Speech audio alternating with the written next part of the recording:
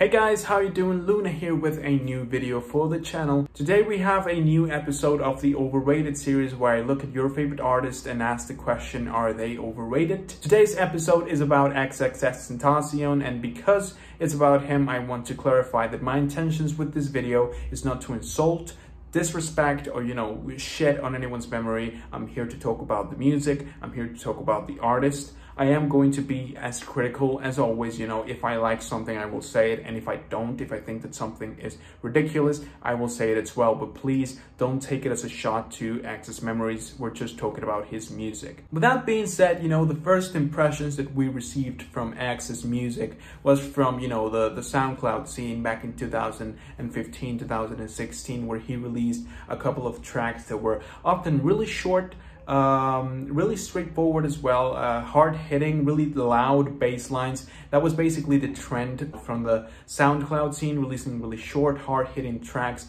to kind of gain the attention from the listeners really fast. And he went on to do music like this on several mixtapes that honestly are not even listenable today. I know that some really hardcore fans like those mixtapes, but honestly, for me, that's just X's worst material. Even though I kind of liked this stage of X's career, you have songs like I'm Sipping Tea in Your Hood, Look at Me, Take a Step Back, Young Brats as well, really hard-hitting songs that are almost like the heavy metal of rap music. But you can only listen to that type of song for a certain amount of time before you go fucking crazy. I don't know if it was because of that reason or because of what else, but with his first album, with his debut album, X took a gigantic turn. He completely changed the way that he approached songwriting. He completely changed the aesthetic of his image as a music artist. He went from really hard, straightforward beats to some really gloomy and generic trap beats in 17, and even some acoustic tracks that you can hardly call that folk.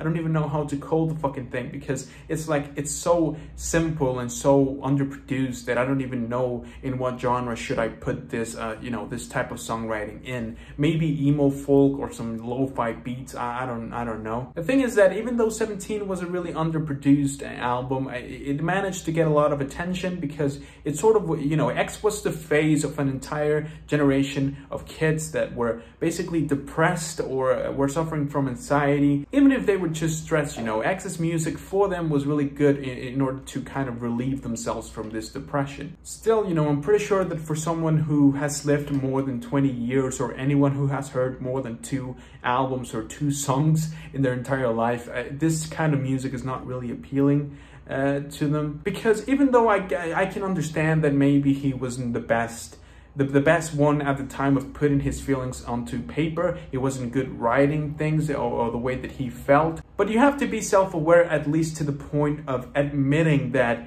your depiction of depression or your representation of someone who is depressed is not really that detailed or even specific or even believable, convincing. I left this album when I heard it back in 2017 without actually feeling sorry for X or actually thinking that he was depressed. With this, I don't mean that he wasn't. I'm pretty sure that he was going through some troublesome times at the time of the release of this album, or the writings of the songs of this album. But honestly, it doesn't really seem that way because of how shallow and fucking generic this lyrics are. For example, in the track Orlando, where that it's a track that already the core of the song isn't really all that great. It's just some piano chords and over a really lame singing from X saying, "So nobody likes death because nobody wants life to end."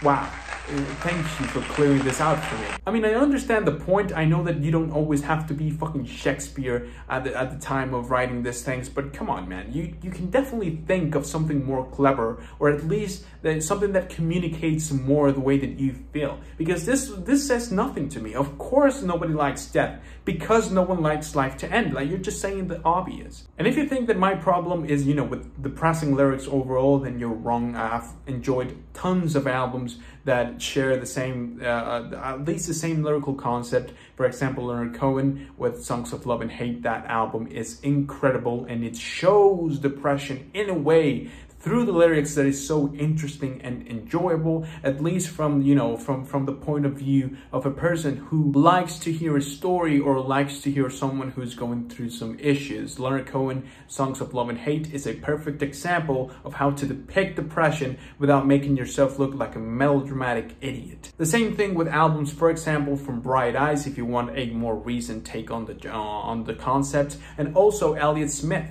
All of these albums are way more depressing than this one, but still, X constantly says throughout this album that he wants to die, that he wants to commit suicide, that he has dug 2 graves for us, my dear, oh my god, how romantic. Again, you know, I'm not saying that X is totally lying on this album about his depression and the way that he was feeling. It's just that I just didn't receive any of the emotion. Especially if you consider the fact that he told us how we're supposed to listen to this album, telling me, if you're not willing to take on the music and the emotions and all the different things that this album has to offer, do not listen. I know what he was trying to do. I'm pretty sure that he was trying to hype up the feelings of the album, but it comes out as pretentious, and already before I listened to the album, it was like, I don't really like that. These themes of, you know, depression and suicide and I want to die constantly were brought again in the second album, that it was an even bigger mess, because at least in 17 you have, you know, a linear concept that sort of carries out throughout the whole album. It's a really short listen to. You have a short amount of tracks, so even if it's a bad album, you at least don't suffer for long. With his second album, even though I'm willing to say there are better songs in this one, there's clearly much more variety on this album. You know, for better or worse, you have a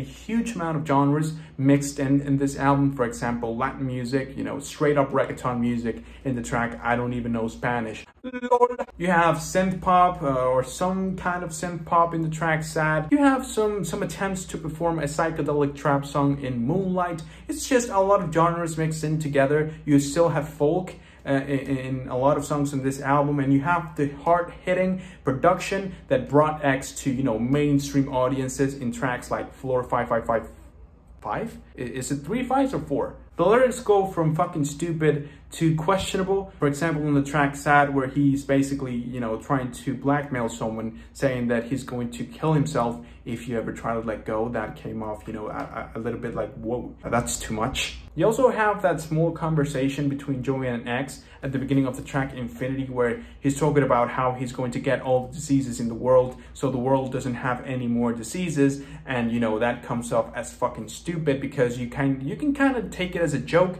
but even as a joke, it's not funny. And yes, I'm willing to admit that at least X was trying to, you know, was trying many different sounds in this album, and he was trying to be creative.